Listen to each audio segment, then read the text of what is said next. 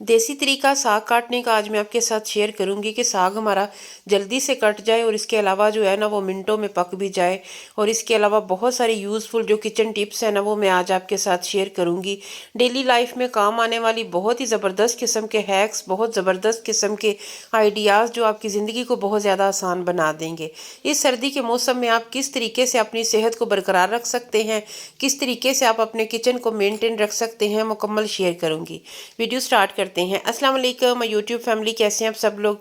सबसे पहले मैं आपको ये बताऊं कि ये क्या चीज़ है। ये साग काटने के लिए पहले इस्तेमाल होती थी। तो जब रवायती तरीका था, अब तो हमारे पास मुख्तलिफ आइडियाज़ हैं ना कि हम साग इस तरीके से काट सकते हैं या क्या कर सकते हैं। और ये जो सरसों की गंदलें होती हैं, सबसे बेहतरीन और मज़े का साग जो है ना वो इनका होता है। ये गंदलें ला के हम इन्हें छील लेते हैं, क्योंकि छीले बगैर जो है ना इनका टेस्ट जो है वो नहीं आता, और साग जो है वो जल्दी पकता भी नहीं है।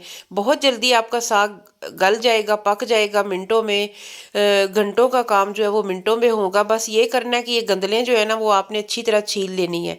नाखून की मदद से या छुरी की मदद से फटाफट से ये छिल जाती हैं।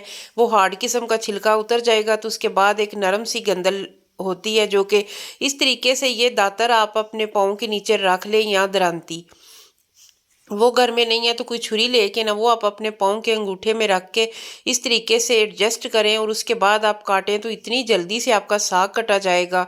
और उसके बाद ये बड़ी जल्दी पक भी जाता है, क्योंकि ये गंदलों का जो छिलका है ना वो हमने उतार लिया है। वही हार्ड किस्म का होता है, बहुत ज़्यादा टाइम लेता है गलने में। और उसके बाद वो जो है ना, बाद जब साग को घोटा लगाते हैं एंड पे, तो वो जो छिलका रह जाए ना तो वो बहुत बदसूरत लगता है। साग की जो है ना वो लुक ही अच्छी नहीं लगती है। तो इसलिए इस तरीके से काट के देखें आप। कोई भी छुरी जो आपके घर में थोड़ी तेज़ है ना, वो आप इस तरीके से अंगूठे में दबा के तो आप काट लें। साग है या पालक है तो वो मिनटों में कट जाएगी और बहुत अच्छे तरीके से जो है ना वो गल जाएगी।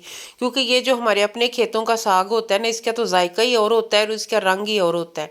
साफ़ सुथरा मिट्टी से पाक, बहुत ये अच्छे तरीके से जो है ना आप इसे काट सकते हैं सफाई के साथ। क्योंकि बाज़ार वाला जो है वो बहुत गंदा होता है, उसे अच्छी तरह वाश करना पड़ता है 2-3 बार। तो इसे बस ये एक बार पानी से साफ़ करें, धोएं, और उसके बाद इसे छलनी से निकाल लें ताकि इसका पानी अच्छी तरह ड्रेन हो जाए। और फिर जो पानी को बॉयल आ रहा है आपका चूल्हे पे पड़ा हुआ है, उसमें ये डाल दें। और ये अगर आप कुकर में पकाएंगे तो ये 10 मिनट का काम है, और वैसे अगर आप देगची में पका रहे हैं तो भी जो है ना 30 से 40 मिनट लगेंगे और आपका साग बहुत अच्छे से जो है ना वो पक जाएगा गैस पे बहुत ज़बरदस्त तरीके से। और उसके बाद जो है ना आप इस तरीके से, ये जो छुरी है ना इसके साथ भी हम लगे हुए थे ताकि जल्दी से हो जाए। ये पालक काट रहे हैं छुरी के साथ, और जो साग है ना वो हम उस तरीके से जो है ना वो दरांती के साथ काट रहे हैं, जिसके साथ जो है ना वो चारा काटने के काम आता है। तो उम्मीद करती हूँ ये वाली टिप आपको अच्छी लगी होगी कि साग जो है ना उसे छीलने के बाद अगर आप काटेंगे तो आपका बहुत अच्छे से पक जाएगा और मज़े का बनेगा और मिनटों में गल जाएगा। क्योंकि जब हमारा साग गलता नहीं है तो उसकी वजह यही होती है कि हमने गंदले अच्छी तरह छीली नहीं होती हैं। तो ये एक बहुत सब्र आज़मा काम है। बड़ा दिलचस्प सर्दियों में एक मरहला होता है कि साग हम बनाते हैं, काटते हैं, साफ़ करते हैं, फिर उसे 2-4 दिन खाया जाता है। तो ये बहुत ज़बरदस्त होता है, सेहत बख्श होता है। बस जो मैदे के मरीज़ हैं, बीपी के मरीज़ हैं, वो थोड़ी मिकदार में खाएं। नेक्स्ट आइडिया मैं आपके साथ शेयर करती हूँ। अजवाइन है, ये बहुत ज़बरदस्त होती है सेहत के लिए, मोटापे के लिए। और वैसे भी अगर आपको कहीं पेन शेन होती है ना पीरियड्स में, तो उसमें ये बहुत ज़बरदस्त होती है। बस 2 चुटकी के करीब आपने लेनी है और नीम गर्म पानी के साथ आप ये खा लें तो आपको जो है ना हर किस्म का दर्द ठीक हो जाएगा, आपको मोटापा जो है वो कंट्रोल रहेगा और आप जो है ना बहुत एक्टिव और चुस्त रहेंगे। तो सर्दियों में इसका इस्तेमाल लाजमी किया करें। ख़ास तौर पे वो लोग जिन्हें कहीं पेन हो या फिर जो मोटापे का शिकार है ना, उनके लिए ये ज़बरदस्त है। ये आपके सिस्टम को बहुत ज़बरदस्त करता है, बहुत एक्टिव आपकी बॉडी हो जाती है और आपको सर्दी का ज़्यादा एहसास भी नहीं होता। देसी अजवाइन के जो फ़ायदे हैं ना वो बयान से बाहिर हैं। बस इतना ही आपको बताऊंगी कि ये सर्दियों में हेल्थ के लिए बहुत ज़बरदस्त है, इसका लाजमी इस्तेमाल करें। बस 2 चुटकी के करीब आपने मुंह में रखनी है और उसके बाद नीम गर्म पानी जो है ना वो आप पी लें। और जब आप लेके आते हैं तो इसे थोड़ा सा साफ़ करके ना तो डब्बी में डाल के रख लिया करें ताकि आपको इस्तेमाल में आसान हो। सफाई इसकी लाजमी किया करें क्योंकि इसमें कभी कभार छोटे छोटे कंकर भी होते हैं। नेक्स्ट आइडिया की तरफ चलते हैं। आलू वाले जो पराठे हैं ना वो हमारे घरों में बड़े शौक से खाए जाते हैं क्योंकि हमारे बच्चों को बहुत पसंद होते हैं। तो उसका बेहतरीन तरीका आपको बताती हूँ कि ये तो सभी को पता है कि उसे मैश करके किस तरीके से मसाला जात इसमें ऐड करने हैं। बस आपको मैंने एक दो मसाला बताना है कि वो चीज़ आपने लाजमी जो है ना इसमें शामिल करनी है। इससे ये होगा कि आपके जो है ना पराठे बहुत मज़े के बनेंगे और आपके बहुत सेहत बख्श बनेंगे। जिन लोगों को आलू के पराठे सूट नहीं करते हैं उनके लिए भी ज़बरदस्त ये टिप है और बेहतरीन है। आलूओं को अच्छी तरह मैश करने के बाद जो है ना आप इसमें प्याज, सब्ज़ मिर्च और इसके अलावा जो धनिया है ना वो अच्छी तरह काट के बारीक साथ उसमें डाल लें। और अब ये ख़ास मसाले हैं, नमक है, सुरख मिर्च है, ज़ीरा है, सूखा धनिया है, इसके अलावा 2 चुटकी के करीब अजवाइन है। ये चीज़ें लाजमी आपने शामिल करनी है। जो खुश्क धनिया है ना वो तो आपको पता ही है कि सब्ज़ धनिया और खुश्क धनिया जो है वो बहुत अच्छा टेस्ट लाते हैं। इनका फ्लेवर भी बहुत अच्छा है और वैसे भी ये सेहत बख्श है और खाने में खूबसूरती भी लाते हैं। और जो अजवाइन है वो बहुत ज़रूरी है, सर्दियों में उसका इस्तेमाल लाजमी करना चाहिए अपने खानों में। और जो ज़ीरा है ना वो भी 1 छोटी चम्मच हाफ़ के करीब मैंने इसमें शामिल किया है।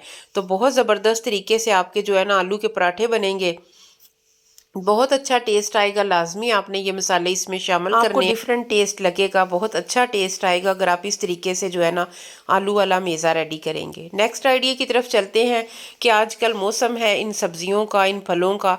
अमरूद है और शलजम है और मूली है। अगर आपके पास अमरूद नहीं है ना अमरूद, तो आप उसकी जगह पे गाजर भी शामिल कर सकते हैं। बस करना ये है कि आप इस तरीके से छील के ना तो एक प्लेट में काट लेना है। एक मूली ले लें, 2 शलजम ले लें, 2 गाजर ले लें। तो इन चीज़ों को एक प्लेट में काट के, अगर आपके हस्बैंड टीवी देखने के आदी हैं, आपके बच्चे टीवी देखने के आदी हैं, तो लाजमी जी ये काट के एक प्लेट उनके आगे रखें ताकि जो बच्चे स्नैक्स खाते हैं, लेज़ वगैरह खाते हैं, बाज़ार के वो फजूल से पापड़ खाते हैं, तो उनके आगे ये रख दें और उन्हें कहें ये खाएं। तो यकीन कीजिए कि आपके बच्चों की सेहत के लिए ये बहुत ज़बरदस्त है। जब भी आपके घर में किसी को भी टीवी देखने की आदत है तो वो साथ कुछ ना कुछ खाने के आदी होते हैं। तो थोड़ी सी देर लगती है, एक प्लेट बना के आप खुद भी खाएं और अपने बच्चों को अपने हस्बैंड के आगे रखें। तो वो लोग जो टीवी देख रहे हैं उनके आगे एक प्लेट काट के रखें, तो ये बहुत ज़बरदस्त है हमारे हाजमे के लिए, हमारी सेहत के लिए। जो अमरूद है वो बहुत ज़बरदस्त है सेहत के लिए, बहुत ये होता है, एक टेस्ट में भी अच्छा होता है, इसके अलावा कॉन्स्टिपेशन में बहुत अच्छा है, हमारी अंतड़ियों की बहुत अच्छे से ये सफाई कर देता है। इसके अलावा जो शलजम है इसमें वो कमाल की प्रॉपर्टीज़ पाई जाती हैं जो बहुत अच्छे किस्म के सेबों में पाई जाती हैं। तो अगर आप सेब अफोर्ड नहीं कर सकते हैं तो वैसे भी ये चीज़ें सस्ती भी हैं और सेहत के लिए कमाल का जो है ना ये दर्जा रखती हैं। तो इसलिए आप बजाय अपने बच्चों को स्नैक्स या इस तरह की फजूलियात में लगाएं तो ये एक प्लेट बना के उनके आगे रखें, तो लाजमी जो है ना वो खाएंगे भी और खुश भी होंगे और उनकी सेहत के लिए भी बहुत ज़बरदस्त है। गाजर भी लाजमी शामिल कीजिए इसमें। तो इस तरीके से आप काट के आप खुद भी खाएंगे, दिन में एक बार एक प्लेट ज़रूर खाएं और अपने जो टीवी देख रहे हैं आपके घर में बच्चे उनके आगे रखें, या वैसे स्टडी कर रहे हैं तो एक प्लेट काट के उन्हें दे आएँ। तो बहुत ज़बरदस्त है, ये हेल्थ के लिए बहुत फ़ायदेमंद है।